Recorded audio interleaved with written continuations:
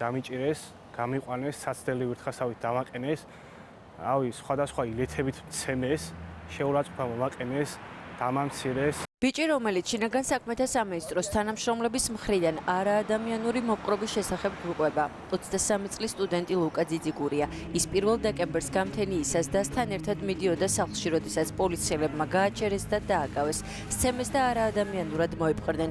ლუკას მსგავსი შემთხვევა არაერთია. არსებობს ამაზე მძიმე ფაქტებიც, როდესაც სამშობლოს სიყვარულისთვის უკანონო და ადმინისტრაციული წესით დაკავებული ადამიანები ჯერ სასტიკად სცემეს, შემდეგ ატარეს ქუჩა-ქუჩა და ემუქრდნენ გაუპატიურებით, ცოცხლად დამარხვითა და ძვლების დამტვრევით. 500-მდე დაკავებულიდან 70% წამებისა და არაადამიანური მოპყრობის შემთხვევებზე საუბრობს. რეალურად მან იმიტომ გვცემენ, რომ აქციებზე არ ვიყოთ. ყველაფერი გადამიყარეს, რაც ჩანთაშიმედო. ამის შემდეგ ამოიღეს ბოთლი, 2 ლიტრიანი ბოთლი, ჩამასხეს კისერში და ამის შემდეგ დაიწყეს ჩემი ცემა რა. თან ისეთი ილეთებით მიტყავდნენ, ვერ ხვდებოდი, საერთოდ რა ხდებოდა. კეფაში, თავში, კბილებში, კისერში, ის დამცირებები, ის გინებები, ის ცემაც ჩემთვის არაფერს არ ნიშნავს.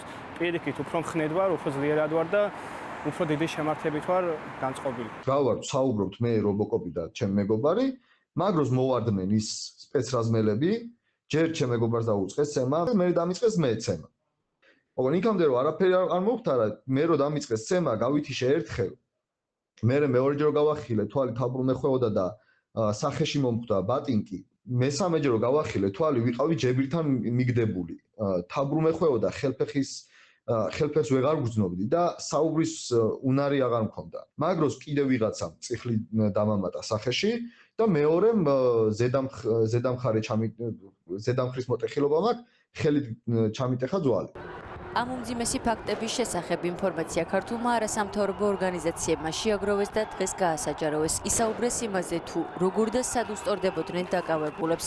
ერთია დაკავების კადრები, სადაც ჩანს პოლიციის მხრიდან ფიზიკური თავდასხმა და მეორეა, რა სისასტიკი დაწამებდნენ აქციის მონაწილეებს კორდონში ცემა-ცემით შეყვანის შემდეგ.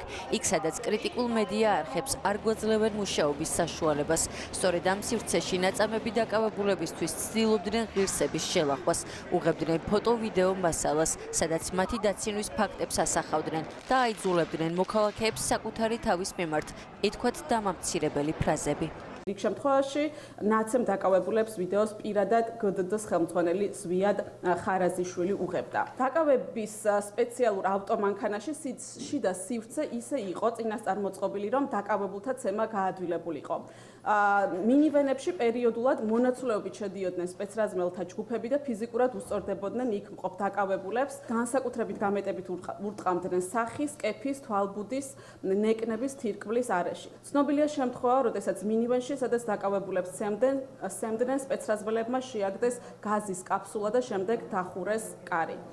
დაკავებულ მოქალაქეებს არაკმარეს სასტიკად ცემა და ისინი გაძარცვეს კიდეც. ფიქსირდება შემთხვევები, როდესაც რობოკოპები ტელეფონებისა და ლეპტოპების პარალელურად მოქალაქეებს ფეხსაცმელს ხდიდნენ და ოქროს ჯვრებს ხსნიდნენ, ართმევდნენ პირად ნივთებს და მათთვის არასაინტერესო მოწყობილობებს ყრიდნენ.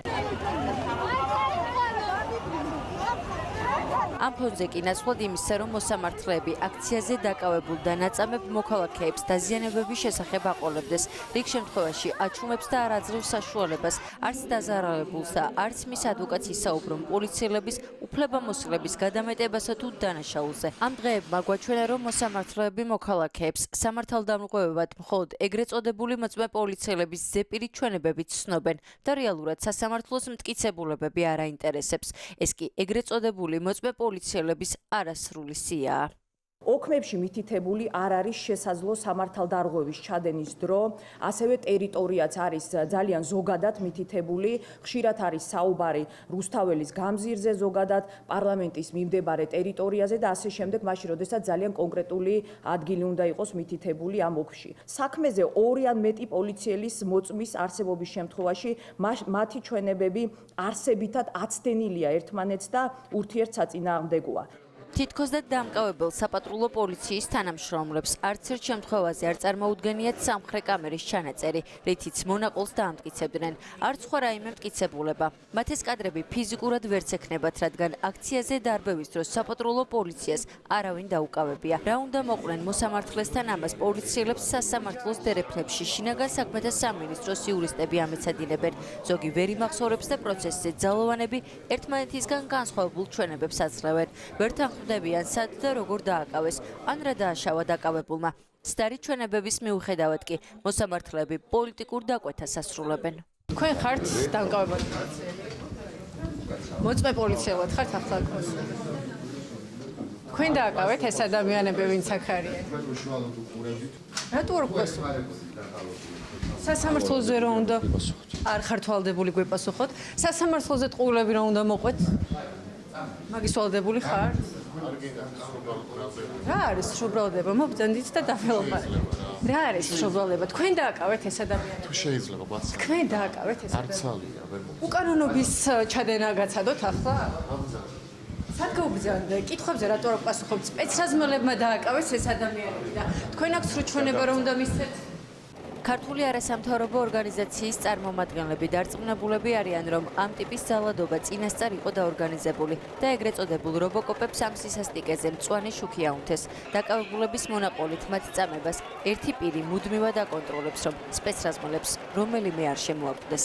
გვაქვს ერთნაირი ხელწერა, ერთნაირი ისტორიები, რომელსაც ყვებიან ის დაკავებულები, რომლებიც ამ ტიპის ძალადობას დაექვემდებარენ. შინაგან საქმეთა სამინისტროს აქვს გარანტიები მიღებული პროკურატურიდან და სპეციალური საგამოძიებო სამსახურიდან, რომ არც ერთ ასეთ ფაქტზე არ იქნებიან დასჯილები, დამნაშავეები. შესაბამისად, დამნაშავეებად გვევლინებიან არა მხოლოდ ის ადამიანები, რომლებიც უშუალოდ ძალადობენ დაკავებულებზე, არამედ ყველა ის პირი, რომელმაც ასეთ ტიპის ბრძანება გასცა.